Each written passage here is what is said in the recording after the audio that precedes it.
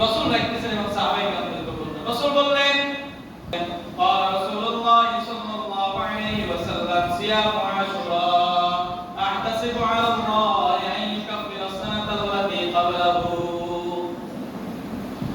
রাসূলুল্লাহ সাল্লাল্লাহু আলাইহি সাল্লাম বললেন সিয়াম আশুরা মুহররম মাসের 10 তারিখ রোজা রাখো এটা আহতাসিবু আলাল্লাহ আমি রাসূল সাল্লাল্লাহু আলাইহি ওয়াসাল্লাম আল্লাহ পাক রব্বুল আলামিনের নিকট সবচেয়ে বেশি আশাবাদী আইয়ুকাফিরা সানাতাল্লাতী ক্বাবলাহু তোমার পূর্বের এক বছরের গুনাহগুলো কাফারা শুরু হয়ে যাবে। তোমার হায়াতের ভিতরে তুমি কতগুলো গুনাহ করেছো তুমি জানো না।